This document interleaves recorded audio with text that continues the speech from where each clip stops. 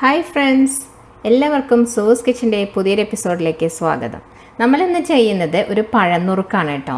സാധാരണ ഓണത്തിൻ്റെ അന്നൊക്കെ കാലത്താണ് മിക്കവാറും ഈ എല്ലാ വീടുകളിലും ഇതൊക്കെ ആയിരിക്കും ബ്രേക്ക്ഫാസ്റ്റ്. കാരണം ഈസി ആയിട്ട് നമുക്ക് ഉണ്ടാക്കിയെടുക്കാം.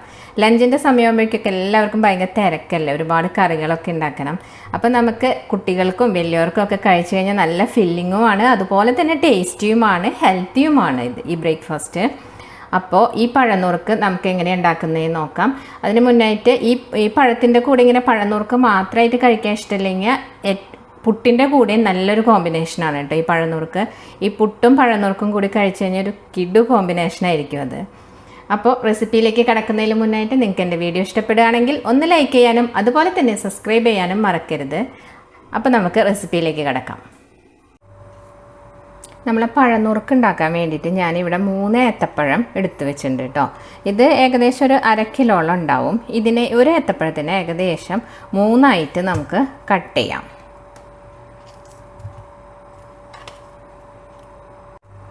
ഈ പഴത്തിലേക്ക് വെവാനായിട്ട് നമുക്ക് ഏകദേശം ഒരു കപ്പോളം, ഈ മെഷർമെൻറ്റ് കപ്പിൽ ഞാൻ 1 കപ്പ് വെള്ളം എടുത്തിട്ടുണ്ട്.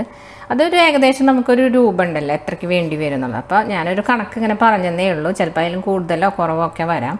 അപ്പോൾ ഇത്രയും വെള്ളം ഒഴിച്ചിട്ട് നമുക്കിതൊന്ന് അടുപ്പിൽ വെച്ച് വേവിക്കാം. ഞാൻ ഇപ്പോൾ ഇവിടെ ഇത് വേവിക്കാൻ വെച്ചിട്ടുണ്ട്. ഇതിപ്പോൾ ഒരു മീഡിയം ഫ്ലെയിമിൽ വെച്ചിട്ട് നമുക്കൊന്ന് മൂടി വെച്ചിട്ട് വേവിക്കാം. പെട്ടെന്ന് അങ്ങ് തീ കൂട്ടി വെച്ച് വേവിക്കരുത്, അപ്പോൾ അതിൻ്റെ കറക്റ്റ് ടേസ്റ്റ് കിട്ടില്ല, ഉള്ളിൽ ഇങ്ങനെ അധികം വേവാത്ത പോലെ നിൽക്കും. അപ്പോൾ ഞാനിപ്പോൾ ഇത് മൂടി വെച്ചിട്ടുണ്ട്. ഒരു 5-6 മിനിറ്റിനുള്ളിൽ തന്നെ ഇതായി കിട്ടും. അപ്പം നമുക്കിനി ഇതൊന്ന് തിളയ്ക്കുന്ന വരെ വെയിറ്റ് ചെയ്യാം.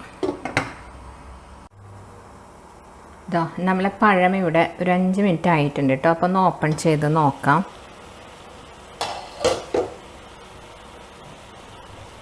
നമ്മളെ പഴം ഇപ്പോൾ ഇവിടെ ഏകദേശം വെവായി തുടങ്ങിയിട്ടുണ്ട്.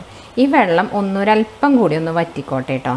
എന്നിട്ട് നമുക്കിതിലേക്ക് ഇനി ശർക്കര നീര് ഒഴിച്ചു കൊടുക്കണം. ഞാനിവിടെ ഒരു 200 ഗ്രാം ശർക്കര നീര് ഉരുക്കി വെച്ചിട്ടുണ്ട് കേട്ടോ. അപ്പോൾ ഏകദേശം 200 ഗ്രാം എന്ന് പറയുമ്പോൾ ഒരു ഇത്തിരി വലിയ ബ്ലോക്കാണെങ്കിൽ ഏകദേശം ഒരു 3 ബ്ലോക്ക് ശർക്കര എടുത്തിട്ട് ഉരുക്കി വെച്ചിട്ടുണ്ട്. ഏകദേശം ഇതിന് ഒരു 3/4 കപ്പ് വെള്ളം ഒഴിച്ചിട്ടാണ് ഞാനിത് ഉരുക്കിയിട്ടുള്ളത്. ഇപ്പം നമുക്കിനി ഇത് ഈ വെവുന്ന പഴത്തിലേക്ക് ഒഴിച്ചു കൊടുക്കാം കേട്ടോ. നമ്മളുടെ പഴത്തിലെ വെള്ളമൊക്കെ ഇവിടെ വറ്റി വന്നിട്ടുണ്ട്. അപ്പം ഞാൻ ആ ഉരുക്കി വെച്ചിട്ടുള്ള ശർക്കര നീര് ഇതിലേക്ക് ഒഴിച്ചു കൊടുക്കുകയാണേ. ഇനി ഇതൊന്ന് നന്നായിട്ട് ഇവിടെ കിടന്ന് തിളച്ച് ഈ പഴം കൂടി ഒരുമിച്ച് ഇത് നന്നായിട്ട് കുറച്ചൊന്ന് ഇതിൻ്റെ വെള്ളം വറ്റി വരണം. ഇപ്പോൾ നമ്മളെ ശർക്കരയും ആ പഴവും ഒക്കെ നന്നായിട്ട് ഇവിടെ യോജിച്ചിട്ടുണ്ട്. ഇതിങ്ങനെ നമ്മൾക്ക് ഇതൊന്ന് ഇളക്കി കൊടുക്കണമെന്നുണ്ടെങ്കിൽ സ്പൂൺ വെച്ച് ഇളക്കുന്നതിനേക്കാൾ എപ്പോഴും നല്ലത് ഈ പാത്രം തന്നെ എടുത്തിട്ട് ഒന്നിങ്ങനെ ചുറ്റിച്ച് കൊടുത്താൽ മതി. അപ്പോൾ എല്ലായിടത്തേക്കും അത് ആയി കിട്ടും നമുക്ക്. ഈ സമയത്ത് നമുക്ക് ഒരു നുള്ള് ഉപ്പിട്ട് കൊടുക്കാം. ഒരു നുള്ള് മതി കേട്ടോ. ഈ ശർക്കരയുടെ ആ ടേസ്റ്റ് ഒന്ന് കോമ്പൻസേറ്റ് ചെയ്യാൻ വേണ്ടിയിട്ടാണ് ഒരു നുള്ള് ഉപ്പിട്ട് കൊടുക്കാം. അടുത്തതായിട്ട് നമുക്കിതിലേക്ക് ഇടാനുള്ളത് ഞാനിവിടെ 1/2 ടീസ്പൂൺ ചുക്കുപൊടി, 1/2 ടീസ്പൂണിൻ്റെ അടുത്ത് തന്നെ ജീരകത്തിൻ്റെ പൊടി, 1/4 ടീസ്പൂൺ ഏലക്ക പൗഡർ, ഇത് 3 എടുത്തിട്ടുണ്ട്. ഇതിപ്പോൾ ഇതിലേതെങ്കിലും ടേസ്റ്റ് നിങ്ങൾക്ക് ഇഷ്ടമില്ലെങ്കിൽ അത് സ്കിപ്പ് ചെയ്യാം കേട്ടോ. അപ്പോൾ ഞാനിപ്പോൾ ഇത് 3 ഇതിനകത്തേക്ക് ചേർക്കുന്നുണ്ട്. ഞാനപ്പോൾ ആ പൊടികളെല്ലാം ഈ പഴത്തിലേക്ക് നന്നായിട്ട് മിക്സ് ചെയ്ത് കൊടുത്തിട്ടുണ്ട് കേട്ടോ. പതുക്കെ ഇങ്ങനെ ആക്കി കൊടുത്താൽ മതി. പഴം ഉടഞ്ഞു പോവാതെ സൂക്ഷിക്കണേ, അപ്പോഴാണ് അതിൻ്റെ നല്ല ഭംഗി കിട്ടുള്ളൂ. ഇനി നമുക്ക് ചെയ്യാനുള്ളത് ഇതിലേക്ക് 1 ടേബിൾ സ്പൂൺ നെയ്യ് ഒഴിച്ചു കൊടുക്കാം. ആ നെയ്യ് ഒഴിക്കുന്നതോടെ ഇതിന് നല്ലൊരു മണം കിട്ടും.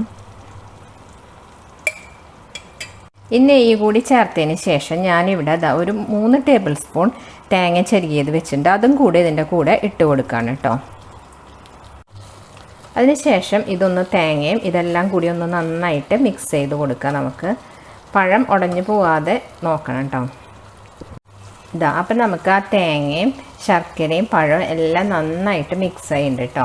ഇപ്പോൾ ഇതിനകത്തത് വെള്ളത്തിൻ്റെ കൺസിസ്റ്റൻസി നോക്കൂ, എല്ലാം കറക്റ്റായിട്ടുണ്ട്. ഇനി ഞാൻ തീ ഓഫ് ചെയ്യാൻ പോവാണ്.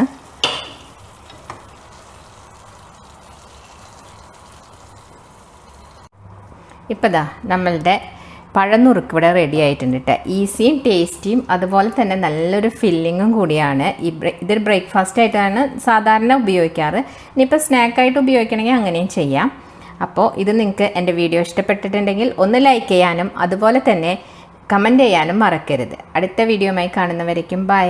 Thanks for watching sauce kitchen.